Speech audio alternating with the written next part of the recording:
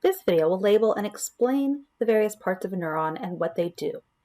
This video is important in that you have an assignment where you will build a neuron out of components found around your house.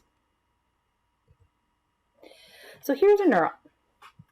And as we look at the neuron, we see here that we have dendrites, and these dendrites are going to receive information. They take that information into the soma, or the cell body. Then we see that we have an axon that leaves that cell body at the axon hillock. That axon travels away from the cell body, down towards a muscle fiber or another neuron, ending in what are called presynaptic terminals, axon terminals, or synaptic boutons.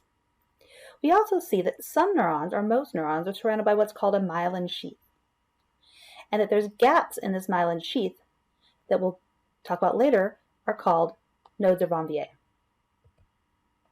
So all neurons have the major components: dendrites, cell body, an axon, presynaptic terminals, and most have the myelin sheath and the nodes of Ranvier.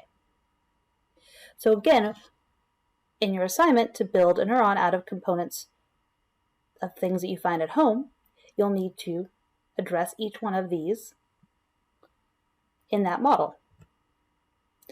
So first we're going to talk about dendrites. So dendrites are these branching fibers.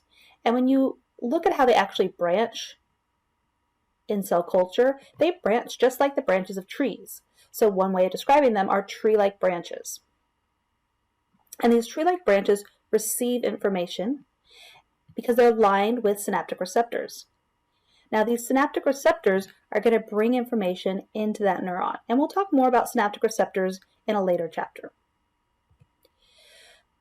So these branching fibers that are lined with these synaptic receptors, or neurotransmitter receptors, they bring information into the neuron. So they are these tree-like branches that receive information.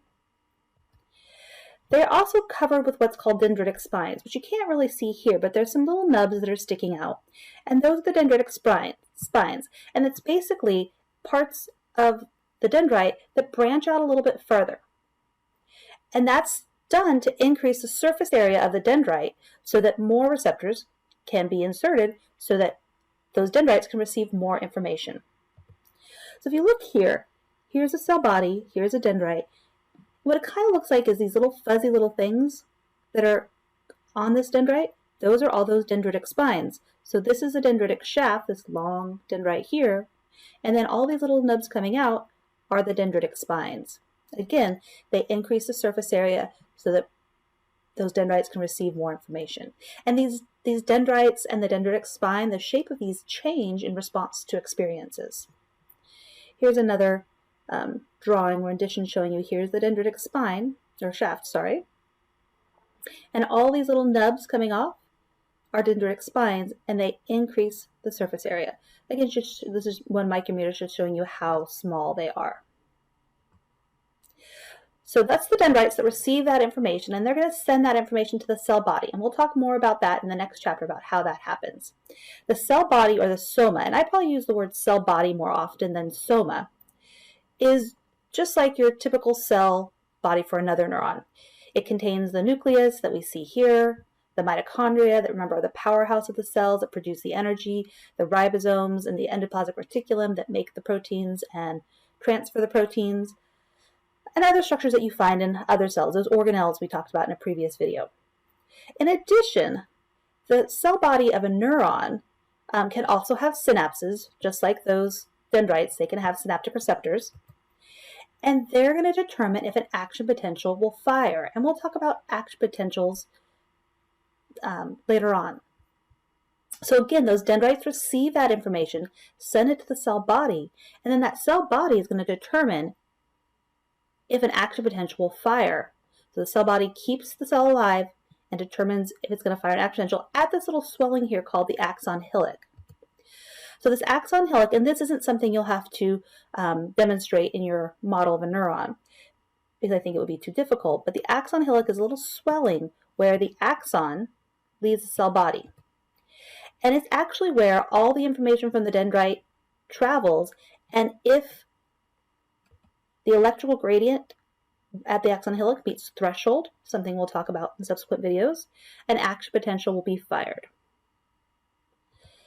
Next, we have the axon. And the axon is this long extending fiber. Now, please note that you see here one axon, but many dendrites. So a neuron can have only one axon, but can have many hundreds of thousands of dendrites. So the axon is a thin fiber of a constant diameter. So whatever the diameter is after it leaves the axon hillock, it's the same diameter here, and that's important in that transmission of the action potential. It transmits the nerve impulses or the action potential. So the action potential travels down the axon away from the cell body. And it's surrounded by what's called a myelin sheath. So myelin sheath, here it kind of looks like a purpley white, but it's a fatty substance. So if you think about what color fat is, it's kind of a yellowish white. So when you look in the brain, you see a lot of myelinated axons, sometimes we call myelinated fibers. Those are going to have a white appearance to them. So those are areas where we see in the brain that it's definitely white. You know there's a lot of myelinated axons there. So the myelin sheath is an insulating material that covers some axons, or we should say probably most axons, and it increases the speed of the neural impulse or the action potential. So axons that are myelinated have an increased action potential speed. And we'll talk about how that works later on. And again, it's a fatty substance that's made by glia. In particular, in the central nervous system, the myelin sheath is made by oligodendrocytes. And I'm not going to hold you responsible for the cell type that makes the myelin sheath in the peripheral nervous system. And we'll talk more about oligodendrocytes momentarily. And then you can see here, there's these gaps in the myelin sheath. So where these gaps are called the nodes of Ranvier. And the nodes of Ranvier are basically microscopic gaps in the myelin sheath.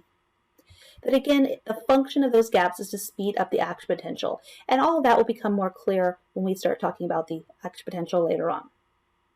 So now we have the dendrites that receive information, the cell body that keeps the cell alive and determines if it's going to fire an action potential.